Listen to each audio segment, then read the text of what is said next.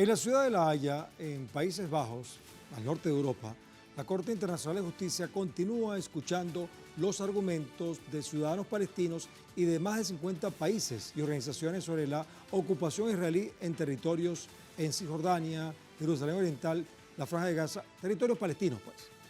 Esta es la primera vez en la historia de la Corte Internacional de Justicia que tantos países participan en las audiencias de un caso. En ese escenario, el ministro de Relaciones Exteriores palestino, Riyad al-Maliki, dijo que el genocidio que se está produciendo en Gaza es el resultado de décadas de impunidad e inacción. Vámonos al sitio donde se están desarrollando estos acontecimientos. Vamos a Europa, justamente al norte. Ahí está los Países Bajos, que era lo que se conocía antes como Holanda, todo ese territorio, pero que de un tiempo para acá se ha, digamos, legalizado oficialmente el nombre de Países Bajos. Ahí está La Haya.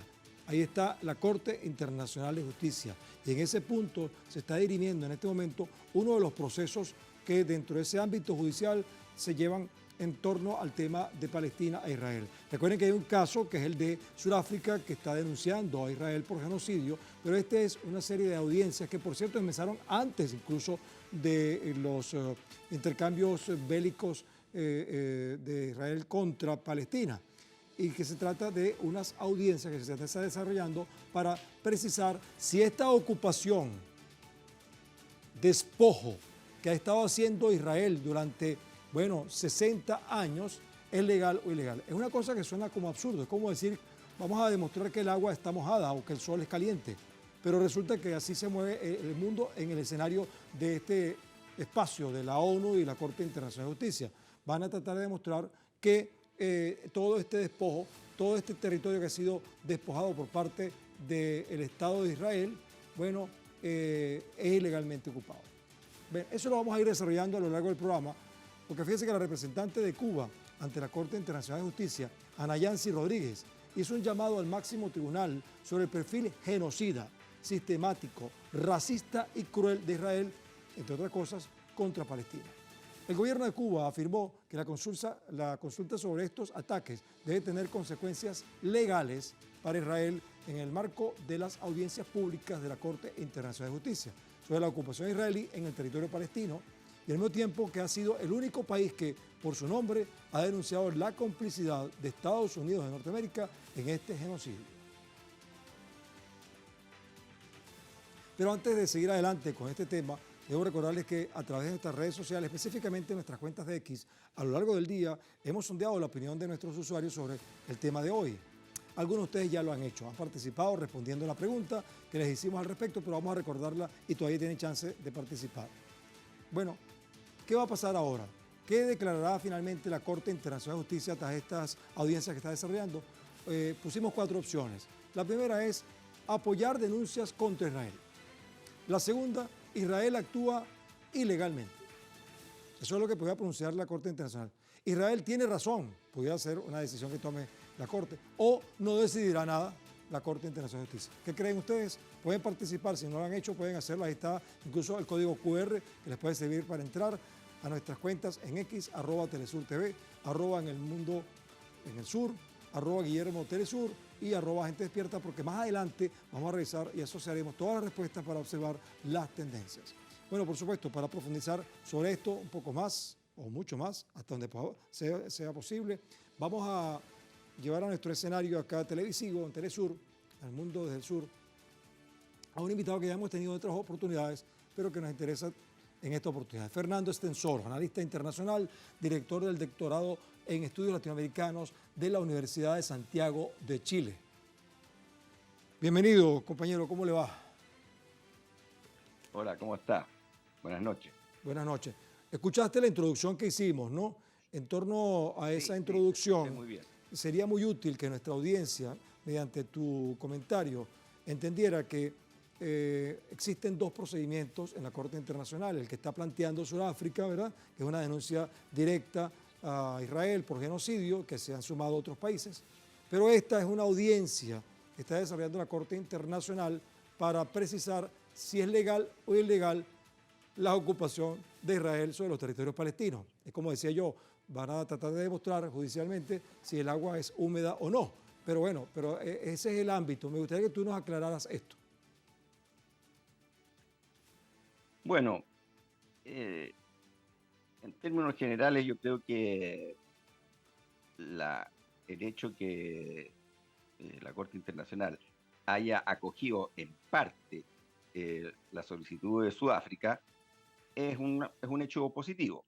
La haya acogido en parte en el sentido de que se pronunció y dijo que algunas de las eh, acusaciones que planteaba Sudáfrica en su denuncia eran, eran posibles de ser analizadas, de que efectivamente se estaban produciendo actos genocidas en este minuto por parte del Estado de Israel en contra de los palestinos, específicamente contra los palestinos de la Franja de Gaza. En ese sentido, y abre entonces un debate, ¿ya? O sea, hay que, los jueces de la Corte Internacional aprobaron, ¿ya?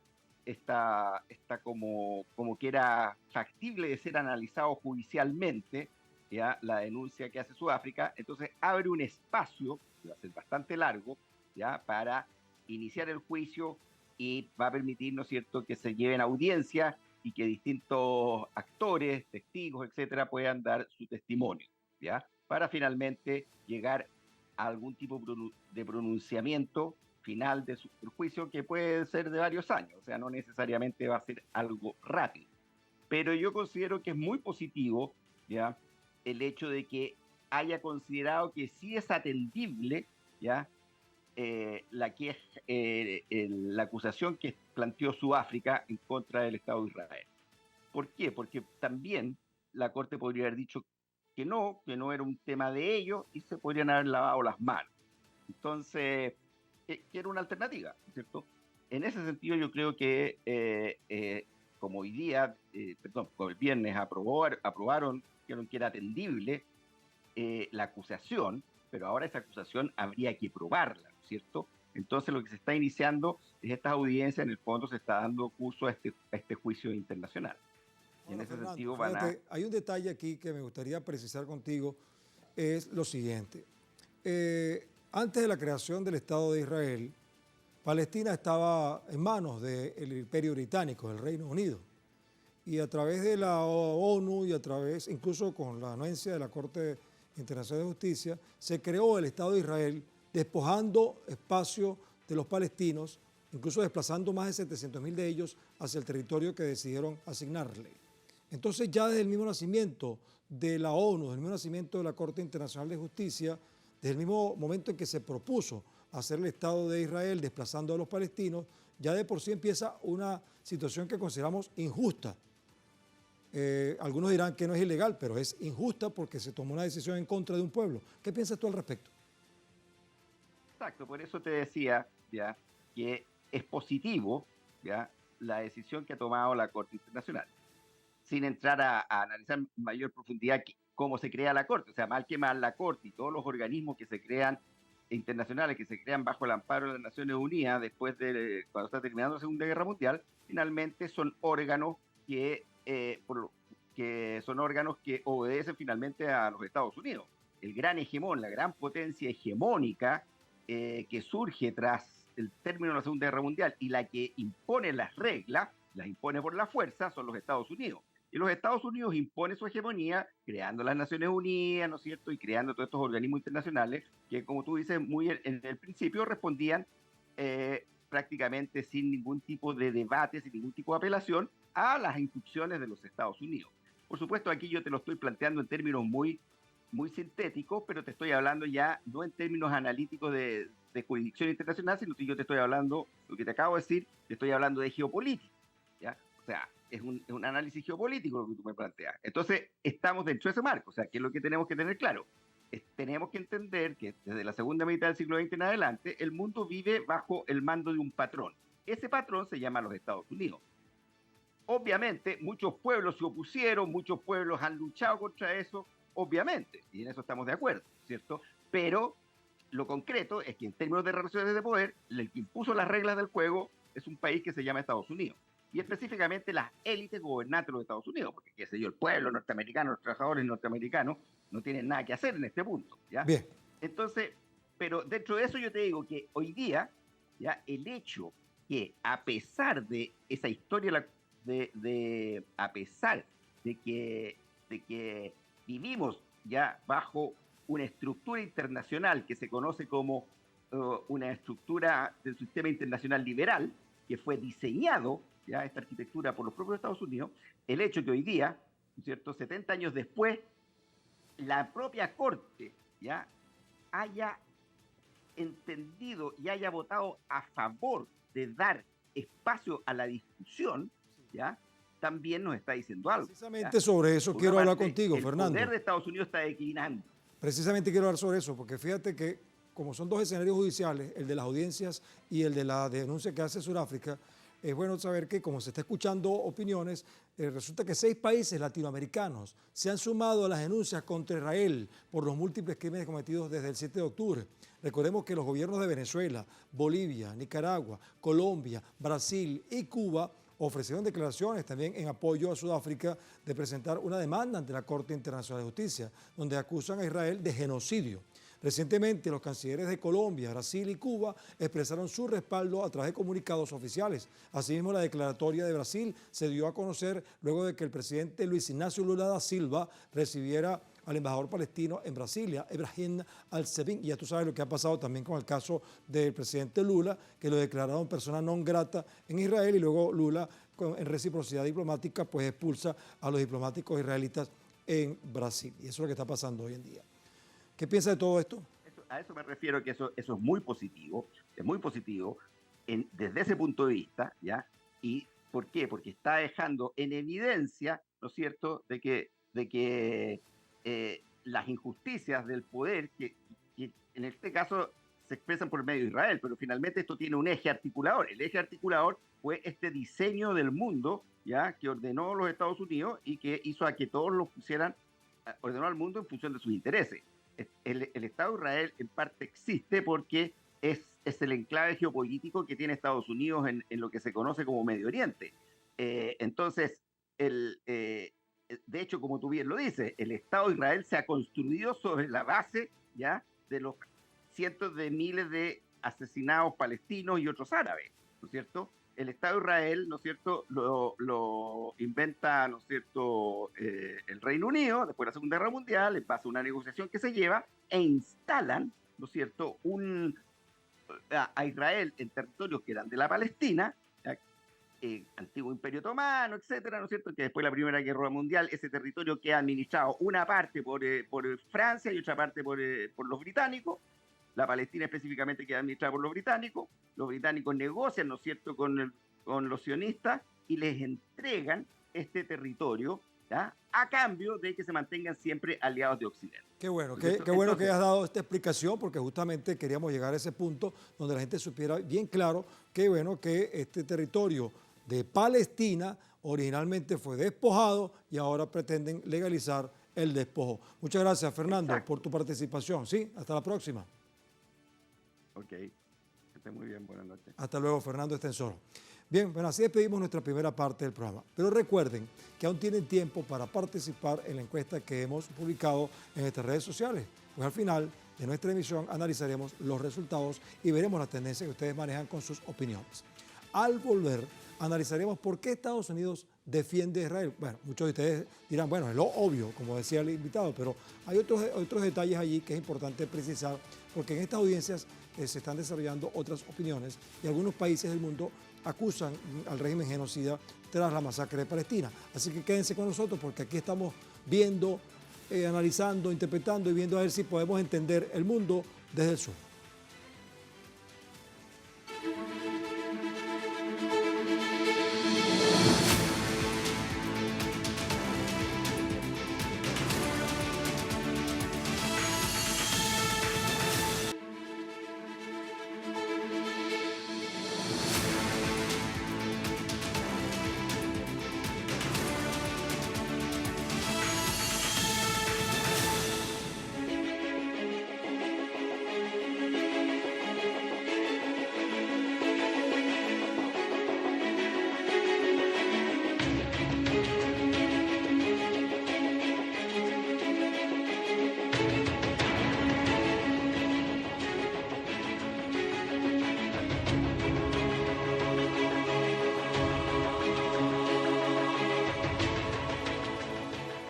Bueno, veamos cómo avanza la discusión ante los hechos en Gaza, según el medio The New York Times.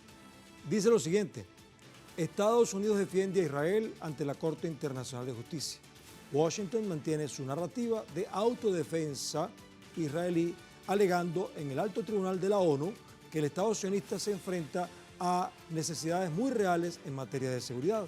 Mientras esto ocurre, vemos cómo países del mundo, por supuesto, denuncian lo que está realmente ocurriendo, un genocidio contra el pueblo palestino.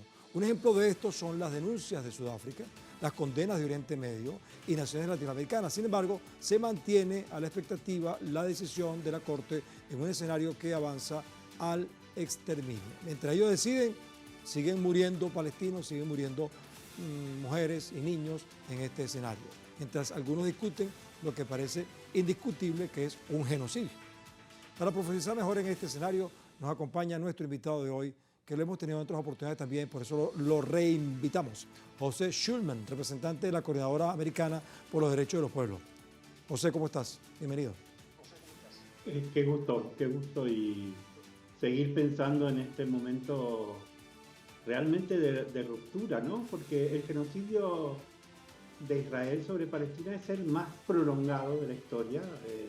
Efectivamente, te estaba escuchando, arrancó con lo que los palestinos llaman la Nakba, la irrupción de los terroristas y del naciente Estado, del ejército del Estado sobre las aldeas palestinas, ¿no? La expulsión de los palestinos para conformar el primer Estado israelí.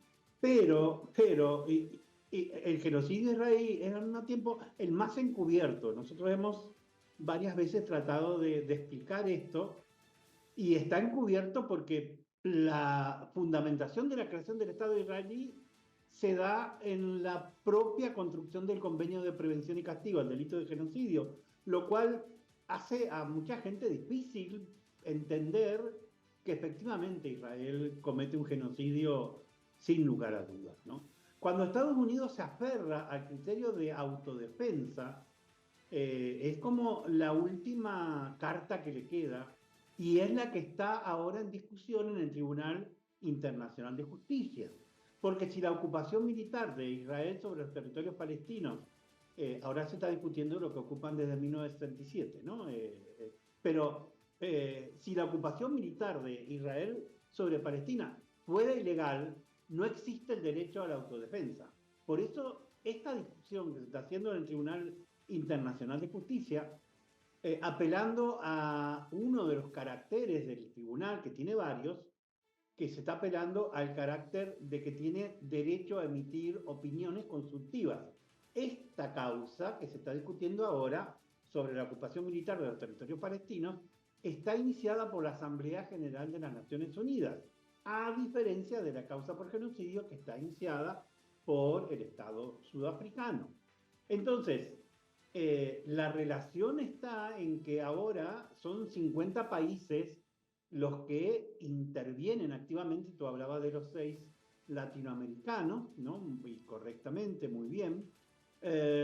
Y si bien es cierto que el carácter consultivo del Tribunal Internacional de Justicia en esta causa le impide emitir órdenes, sí, esa opinión vuelve a la Asamblea General de las Naciones Unidas, que en estos días puede abocarse a la cuestión del alto al fuego en Gaza, porque en el Consejo de Seguridad de las Naciones Unidas, creo que tú lo comentaste, Estados Unidos se vio obligado a vetar la resolución de alto el fuego que han impulsado numerosos países para parar esta sangría increíble, ¿no? Sí, José, pero bueno, fíjate, un genocidio a ojos vistas. sí, fíjate, ahora hay un detalle interesante que ya lo decía nuestro invitado anterior, es que ahora como que se está escuchando más el tema palestino. Antes algunos hablábamos de Palestina y era, ¿y qué es eso? ¿Dónde es eso? ¿Qué parte queda? O sea, había como una ignorancia, bueno, supina en todo el planeta y ahora parece que la cosa ha cambiado, ¿no?